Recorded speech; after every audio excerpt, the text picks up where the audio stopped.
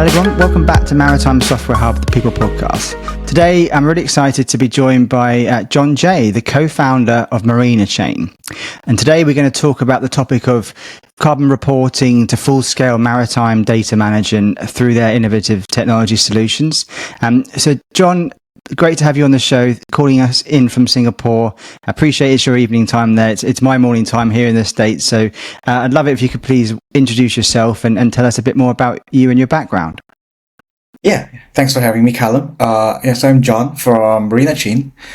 I am currently based in Singapore, and I've been working with this company. I founded this company about 3.5 to 4 years ago now. And well, before this, I used to be in the AI space myself. So I've been working for a few years before that in various AI startups around the region, Singapore, Indonesia, and around Southeast Asia, in a few industries like fintech, insurtech, and so on. But here I am now doing AI stuff in the maritime industry.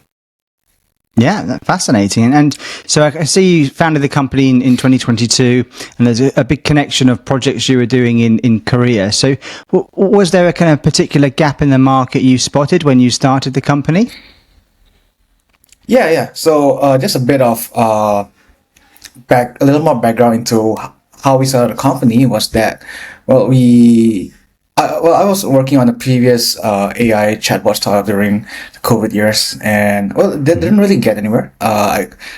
Everything was kind of locked down and so on, and I couldn't really get to go out and sell. So I was kind of freelancing, on the side, just to kind of make ends meet and make a living, right? And that was around the time when I got to know my current co-founders, Dan and Dawn. They're actually two Koreans coming in from the maritime space.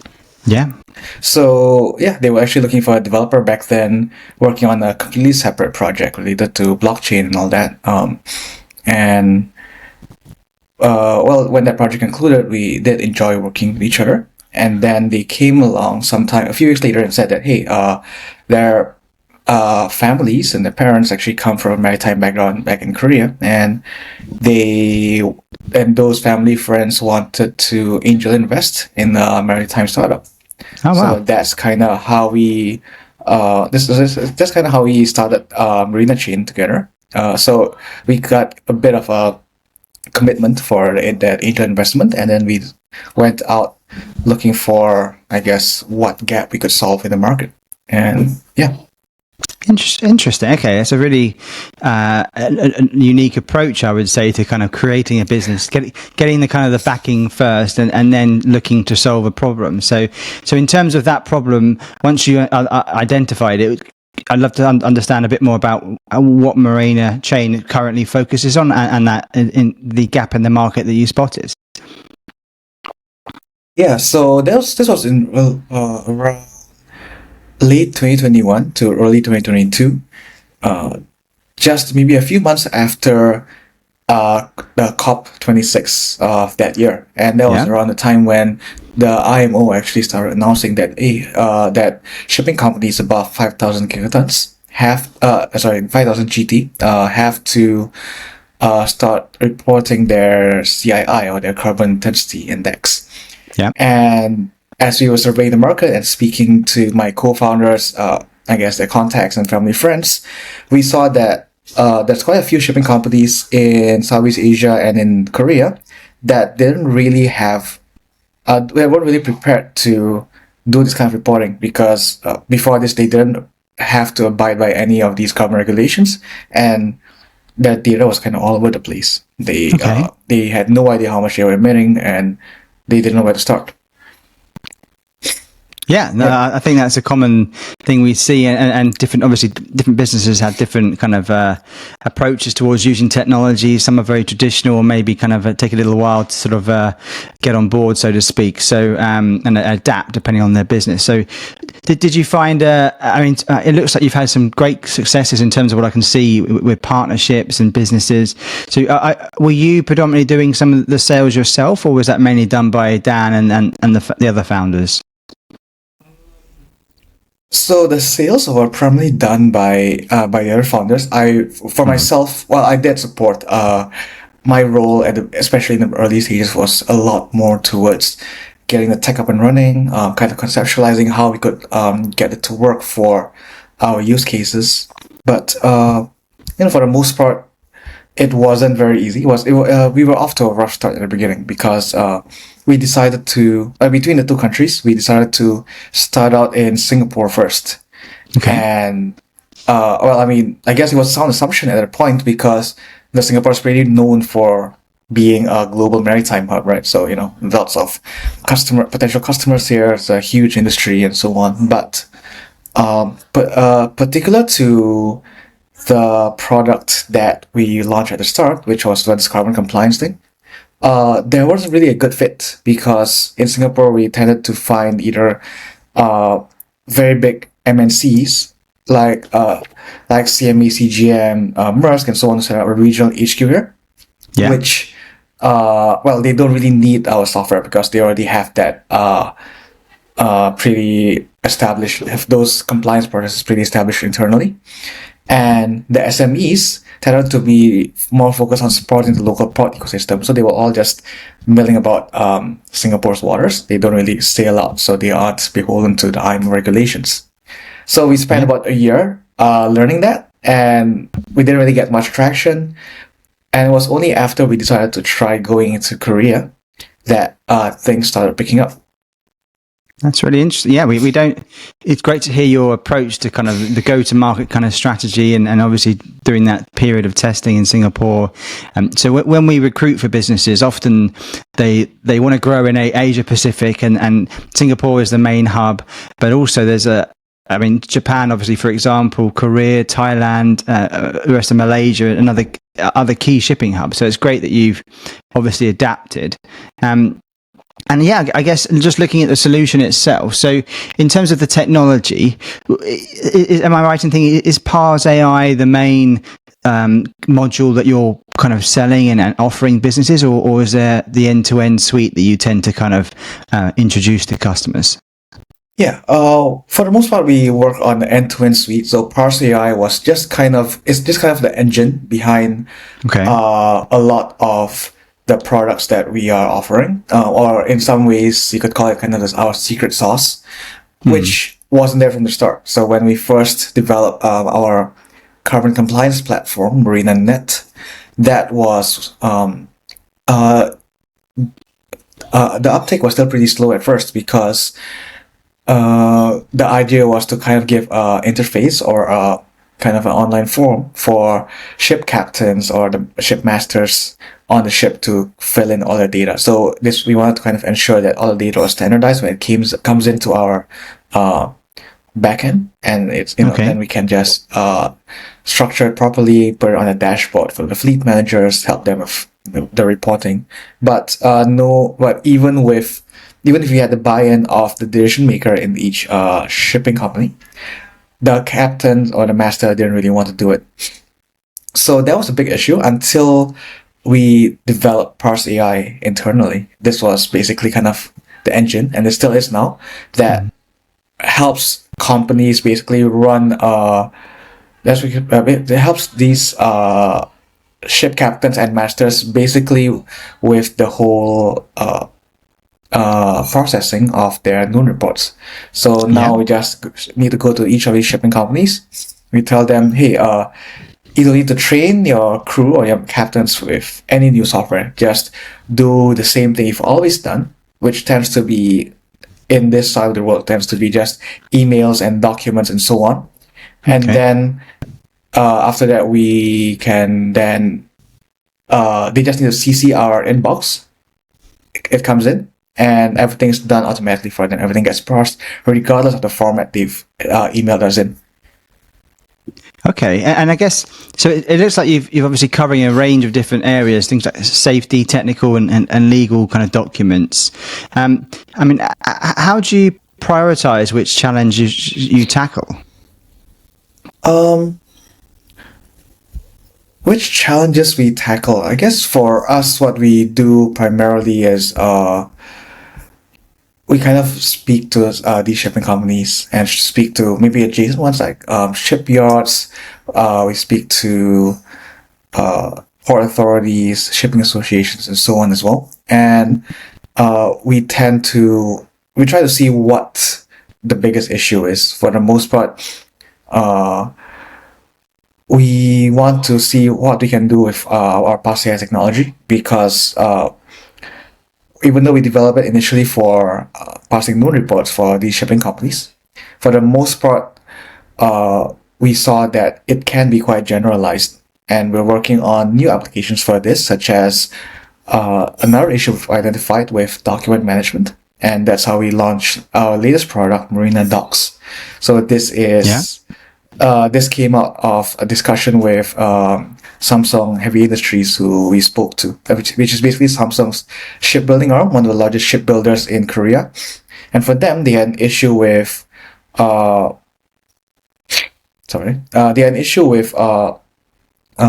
contracts. Their legal team was having to pour through thousands or tens of thousands of contracts a week, and then they had to go ahead and they needed some help with automating their whole process of turning around the contracts, identifying clauses, and so on. And our Parse AI technology was perfect for that. So that's one example of how we identify and select which challenges you want to tackle. Okay, excellent. And I guess in terms of when it comes to dealing directly with ship owners, how are you speaking to different kind of departments within the businesses? Is it mainly the sort of the C-suite, or is it the technical divisions, or the crew themselves? Or does it depend on the solution that you're trying to sort of fix or help? Yeah, it depends on it tends to depend on the solution. But for the most part, we don't really talk to the crew themselves. We go directly to the decision makers for this. Yeah. And maybe just two examples, right? For MarinaNet and Marina Docs, are two main products.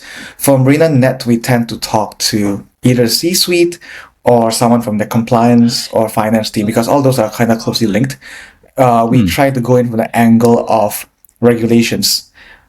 Particularly for us, we're focusing on shipping companies that sail to Europe, because then they need to abide by the EU ETS and the EU Maritime regulations. And for this, so then we can basically use the whole financial burden of that as leverage onto saying that they could benefit from using a product.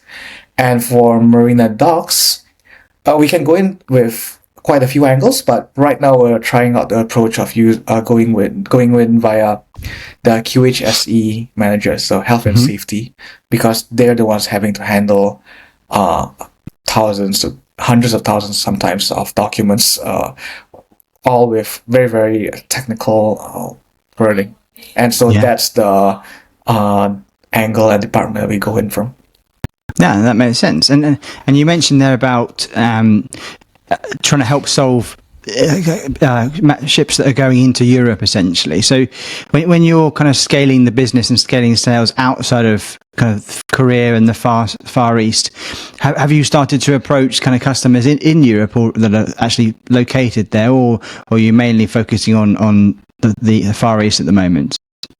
We're primarily focusing on the Far East at the moment, because it's kind of closer to home. It's easier to just kind of go back and forth for meetings, to speak to people on the ground and so on. But I personally have flown into the Netherlands to actually do a bit of sales there myself. Earlier this year, back in March, actually. And basically, for the market there, what we see is that it's generally a lot more mature than in the Far East, because a lot of the regulations came from there, and also they tend to be quite a bit more technologically and digitally mature and adopted, because primarily because I believe of labor costs as well. So because of that, we do need to change the approach a little bit. But for now, what we've seen there is still space for us to enter Europe and the West, essentially, in one way or another, eventually. For now, our first customer there, that we're still in talks with, actually. So I won't be able to name right now, but for now, they're actually are the first customer we have that wants to use Parse AI as is, so basically as the AI engine itself for their own internal operations. So that's a pretty interesting approach. Yeah. Fantastic. Yeah. And I guess if you can have almost like a standard solution that everybody could use, and then you tailor the additional kind of requirements per customer type of thing. So that'd be fantastic. Okay, brilliant. Good. And I guess if you think of expansion perhaps going forward, I mean, businesses like obviously MarinaChain and other innovative sort of SaaS businesses, are there any kind of, in terms of the team expansion itself, like, do you think that it's critical to kind of go out and hire maybe either salespeople first, or perhaps more product management teams or customer success? Have you kind of got to the phase of thinking about that go-to-market strategy in terms of recruitment? Yeah, it's something that's been on our mind for the past few months now, actually, especially now that we've more or less scaled very quickly in Korea and are looking to see how we can replicate that success outside of the country, to firstly to Southeast Asia and then to Europe, right? So we're still trying to see what's the kind of approach that works best for the nature of what we do, whether it's founder-led sales, and or rather how long we can take that approach of founder-led sales before we start hiring local salespeople, or maybe something completely different, like working with local distributors or partners and so on, or it could be a combination of both. And yeah, so we're still kind of we're still kind of walking in the dark here a little bit, because the market in Southeast Asia tends to be very fragmented. Business cultures are different, needs are very different, and so on. So we're kind of still exploring how it goes. Yeah, and I think that's very common. So this is really where we what we specialize in terms of our recruitment, is helping either startups or scale ups essentially globalize. And typically we've seen businesses that have been running for 2 or 3 years that are still very founder led in terms of their sales approach. Usually they then hire a regional sales manager or an experienced professional that knows the industry, has already got industry contacts, and ideally has also got a good understanding of software sales. That's typically our kind of main bread and butter that we try and help companies solve, that sort of hire. The other option is if you hire a slightly junior person, like a BDR, SDR type of person on the ground. And from experience, we haven't seen that being so successful unless you have a slightly more, a lot more qualified, maybe like a product manager or a subject matter expert to kind of accompany them. Or you have, as you said, like sales agents that can make introductions for you, and then you go and you kind of essentially help close the deal. So that can be very effective. But I mean, regional hubs that we see people hiring from, places like you mentioned the Netherlands, Oslo in particular, or Bergen if you're looking for Norwegian ship owners, Athens obviously, and then Copenhagen. And all other areas around Europe. But obviously, if it comes to that area, if anyone has any questions about those sort of talent hubs, especially for vessel performance or carbon monitoring type of solutions, that's where obviously we can help. So, all right, okay, brilliant. And I guess then going ahead in terms of the business, what do you see kind of the future for the business maybe in the next sort of 3 to 5 years? Is there any kind of big changes coming up that might perhaps impact the business? For the most part, what we see is that while we have up till now been focusing and riding on the wave of regulation to push our product along and to fuel our adoption, eventually we do see ourselves evolving more from a compliance tool into something more like an AI driven data platform for the industry. So essentially, what we see, and along this journey as we've been leveraging our technology for different use cases in the industry, we are unlocking incredibly valuable data, and well, it's still starting out, of course, especially since we're still a relatively young company. We do see in about 3 to 5 years, we will be well positioned to help our clients use that data for proactive optimization. So things like predictive maintenance for engine reports or voyage optimization using that fuel consumption data and so on. And even things like providing a verified or transparent data trail for green financing. So this is things that we can actually support and empower. We may not be the ones doing it ourselves, but essentially because we are working with all this data and we have the capability to actually digitize this from any source out there. We do envision ourselves being able to be the kind of the hub for this for maybe other companies and startups looking to leverage on this data. Brilliant. Okay, good. And I definitely see the partnership route being growing in the maritime technology space. There's lots of collaboration happening, whether it's to do with like weather insights or other range data feeds and things. So that'll be really interesting to watch and see how the business grows.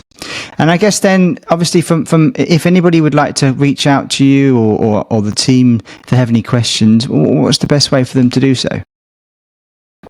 Yeah, so you can just drop me, you can find me on LinkedIn, just search Jon, Jon, space MarinaChain, or you can come by to our website, our info emails there, but, I'm always available, on my LinkedIn. Okay, awesome, good. Well, is there anything else you'd like to share about MarinaChain and the business and what we've spoken about today? Yeah, I guess if for whoever's watching this, if you guys are interested in finding out how you guys want your company can be transformed with AI, it doesn't need to be with our product. I'm always down to have a chat. I'm very passionate. We're all very passionate here about how we can implement AI into your system, even just for over a cup of coffee, over a call. Just feel free to reach out. Fantastic. Okay, brilliant. Good. And then I also like to get to know a bit more about the founders themselves and the team, the people working in the business. So do you mind me asking, kind of just outside of work, like what sort of hobbies you get up to and things you're passionate about in terms of interests and things? Oh, yeah. I'm a bit of a history nerd, and there's this very niche sport